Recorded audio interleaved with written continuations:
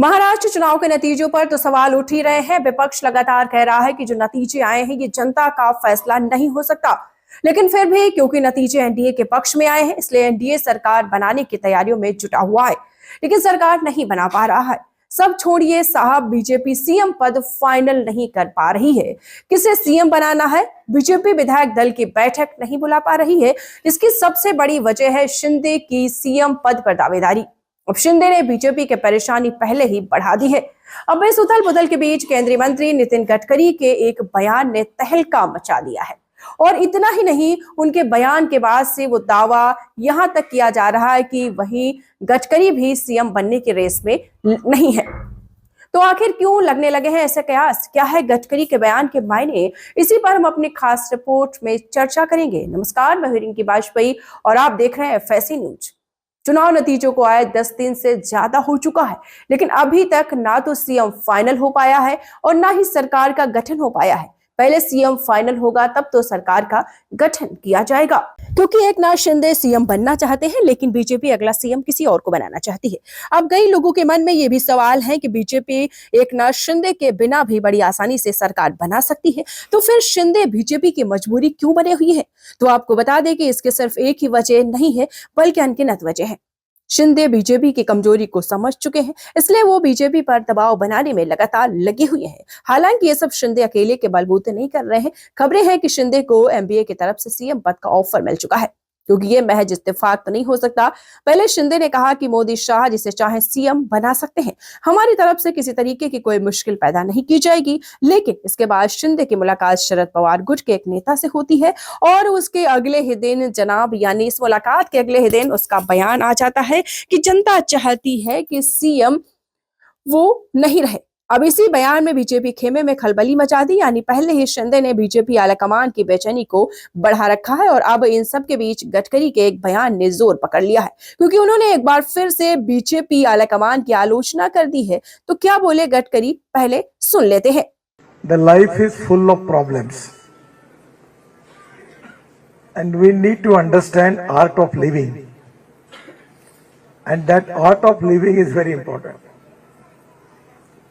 मुझे एक मौका मिला था, मैं राजस्थान के विधानमंडल में उनके एक महोत्सव के कार्यक्रम के लिए गया था। तो मैंने ऐसे ही बोलते बोलते अचानक बोल दिया था कि राजनीति है अतृप्त आत्माओं का महासागर। तो लोग हंसने लगे। तो मैंने बोला यहाँ हर आदमी दुखी है, क्योंकि जो कारपोरेटर बनता है वो इसलिए दुखी है कि उसको एमएलए का चांस नहीं मिला। एमएलए इसलिए दुखी है कि उसको मंत्री मंडल में समावेश नहीं हुआ, और जो मंत्री बना वो इसलिए दुखी है कि उसको अच्छा डिपार्टमेंट नहीं मिला, और बाद में वो इसलिए दुखी है कि वो मुख्यमंत्री नहीं बना, और मुख्यमंत्री इसलिए टेंशन में है कि हाईकमांड कब रखेगी और कब निकालेगी इसका भरोसा नहीं। तो एक बात तो सच है कि full of problems is a big challenge, और उन प्रॉब्लम्स को फेस करके जो आगे जाना है, that is art of living. तो सुना आपने क्या कुछ बोल रहे हैं नितिन गडकरी। मुख्यमंत्री इसलिए टेंशन में, उन्होंने बोला कि मुख्यमंत्री टेंशन में है, हाईकमान कब तक रहेगी। तो बहुत सारी उन्होंने बातें बोली हैं, तो उनकी बातों से क्या मतलब निकल रहा है ये तो आने वाला वक्त ही बताएगा।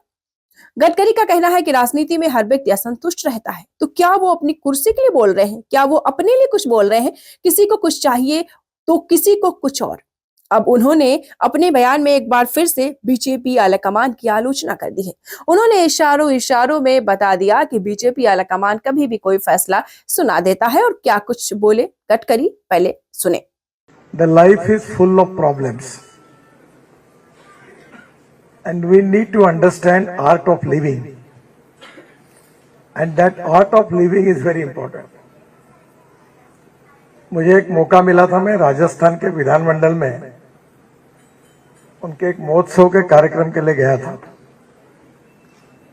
तो मैंने ऐसे ही बोलते बोलते अचानक बोल दिया था कि राजनीति है अतृप्त आत्माओं का महासागर। तो लोग हंसने लगे।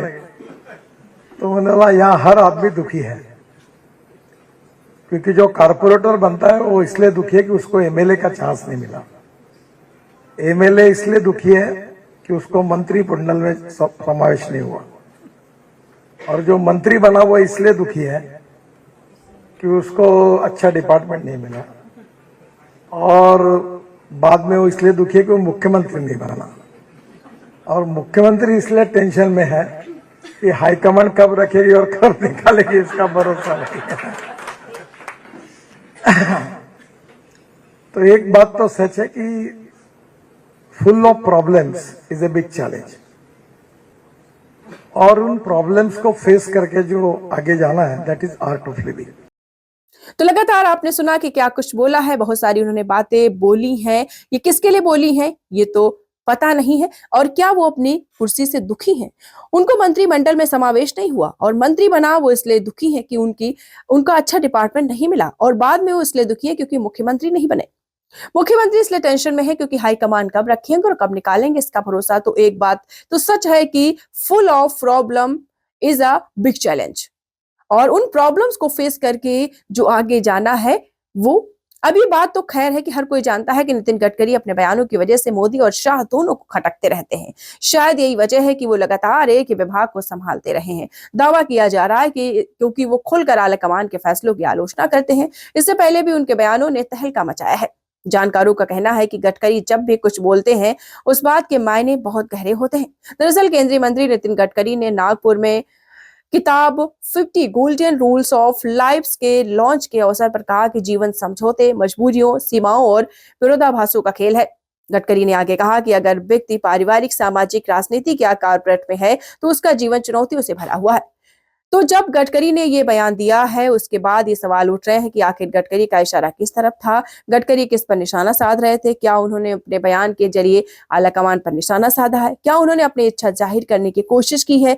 हर किसी को आगे बढ़ने की लालसा होती है, तो क्या उन्होंने अपने लिए कुछ बोला है? क्या वो यहाँ भी अपनी बात कर रहे हैं? क्योंकि ये लगातार दूसरा कार्यकाल है जब वह परिवहन मंत्रालय ही देख रहे हैं। क्या गडकरी अपने मंत्रालय से खुश नहीं है? क्योंकि उन्होंने कहा है कि जो मंत्री होता है वह अपने पास जो मंत्रालय लगता है तो उससे क्या कुछ वो बोल रहे हैं। बहुत सारी बातें उनके जहन में है, लेकिन उन्होंने खुलकर नहीं बताया कि आखिर वो क्या कहना चाह रहे हैं। पढ़ते रहिए fight against criminal daily newspaper.